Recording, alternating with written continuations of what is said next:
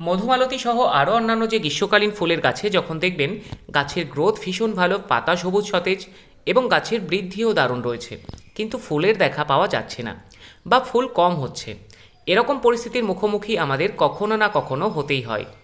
এই সব গাছেদের বেলায় খাবার দেওয়ার ব্যাপারে সাময়িকভাবে কিছু বদল আনতে হবে। যে সমস্ত খাবারে নাইট্রোজেনের পরিমাণ বেশি থাকে, যেমন সরিষার খোল পচানো জল, ভার্মি কম্পোস্ট, এই সমস্ত খাবারগুলি সাময়িকভাবে বন্ধ রাখতে হবে। আমার এই মধুমালতী গাছটিও এরকম কন্ডিশনে রয়েছে, তাই আমি এখানে খাবার হিসেবে নিয়েছি, যেহেতু ম্যাচিওর গাছ, তাই 1 চামচ লাল পটাশ এবং 2 থেকে 3 চামচ হাড় গুঁড়ো বা বোন ডাস্ট, এই দুটো একসঙ্গে মিক্স করে 20 দিনের গ্যাপে গ্যাপে খাবার দিয়ে যেতে হবে। আর অবশ্যই খাবার প্রয়োগের আগেও পরে টবের মাটি খুশে নিতে হবে, আর টবের মাটি শুকনো থাকলে অবশ্যই জল দিতে হবে। ভিডিওর সঙ্গে থাকার জন্য ধন্যবাদ। আবারও দেখা হচ্ছে নেক্সট ভিডিওয়।